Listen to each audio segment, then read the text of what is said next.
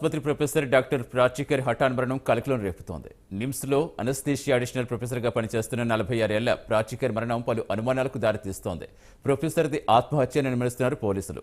అర్ధరాత్రి బేగంపేట బ్రాహ్మణవాడిలో తన ఇంట్లో అనస్థీషియా మొత్తాయిలు తీసుకున్నారు. దీంతో వెంటనే గమనించిన కుటుంబ సభ్యులు హుటాహుటిన చికిత్స కోసం నిమ్స్కు తరలించారు. కానీ అప్పటికే ఆయన మృతి చెందినట్టుగా వైద్యులు ప్రకటించారు. మృతికి అసలు కారణాలు ఏంటి అనేది తెలియాల్సి ఉంది.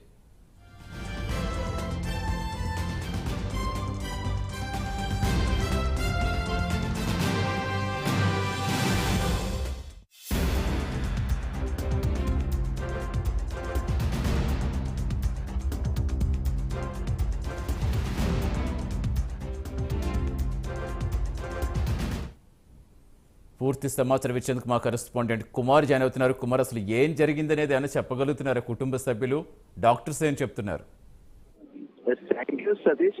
నిమ్స్ హాస్పిటల్లోని ఏదైతే విధులు నిర్వహిస్తున్న అనస్థీషియా అడిషనల్ ప్రొఫెసర్ ప్రాచికర్ అయితే ఆత్మహత్య పాల్పడినట్లయితే తెలుస్తుంది.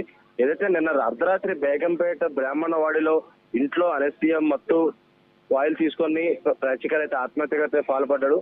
ముఖ్యంగా ఈ సంఘటనను గమనించిన కుటుంబీకులు ఆయన వెంటనే చికిత్స కోసం నిమ్స్ ఆసుపత్రికి అయితే తరలించడం జరిగింది. కానీ అప్పటికే మృతి చెందినట్లయితే వైద్యులైతే నిర్ధారించారు.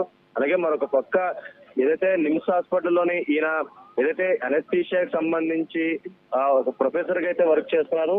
ముఖ్యంగా చూసుకున్నట్టయితే ఏదైతే నిన్న అర్ధరాత్రి ఏదైతే అనస్థీషియా సంబంధించిన మత్తు మందు తీసుకొని ఆయన ఆత్మహత్యగా అయితే పాల్పడడం జరిగింది. ప్రస్తుతం ఏదైతే ఆయన మృతదేహం కూడా ప్రస్తుతం నిమ్స్ హాస్పిటల్ అయితే ఉంది. ముఖ్యంగా ఆయన మృతికి సంబంధించిన కారణాలు అయితే ఇంకా తెలియాల్సి ఉంది సతీష్.